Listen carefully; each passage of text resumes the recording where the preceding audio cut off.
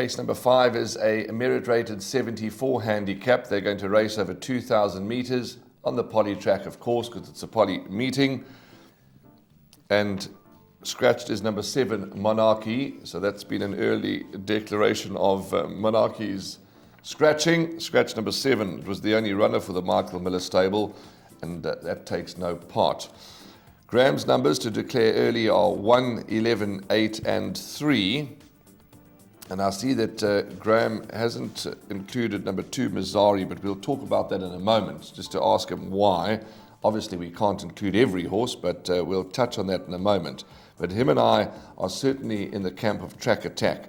We were just chatting off air, a bit short in the betting, 12 to 10 favourite, but he seems to have come alive all of a sudden, this horse, and I think the connections will be thrilled, and so am I, because he's a smashing son of Dynasty.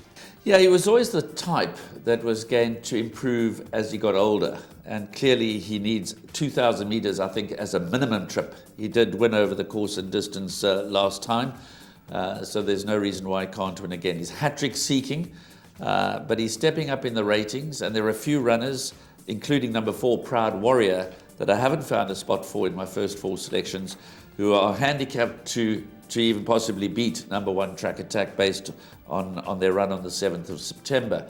On that run, certainly Proud Warrior enjoys quite a significant pull at the weights with number 1 Track Attack. But you get the feel that they've got Track Attack in a good space, and that he sets a standard here. It's well known that he's got a brilliant pedigree, but that's all by the by now because it's the form that we go on. But he seems to be in a good space and the one to beat. But he's not short of opposition. 11 Roy Psycho ran 3rd on Sunday on the turf. He's a far better horse on the poly track.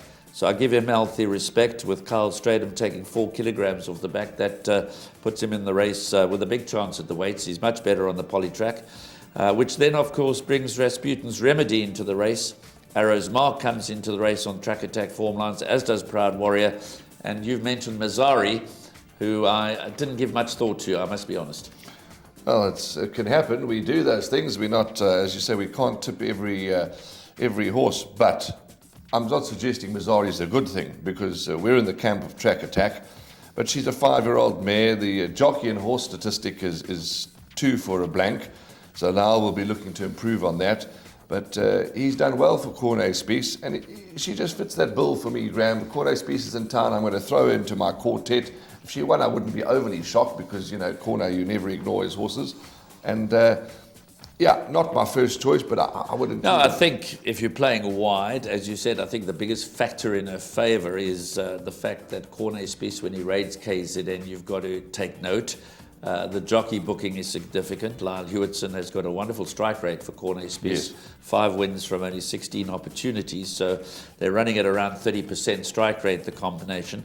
So it is a competitive MR74 handicap, as one would expect at this level, many with chances.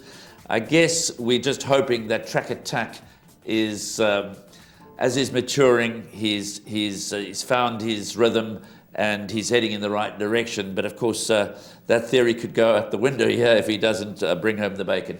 Before we close, talking about selections, I'd love to get your opinion, and we'll ask our team for 30 seconds extra. There's been some feedback that, from presenters' perspective, it's tough for anybody to try and nail 1st, 2nd, 3rd, 4th and 8 races in a row. And as you say, Mazzari is a horse that we suggest you include in the quartet. It doesn't form part of your first 4. How do you feel on that?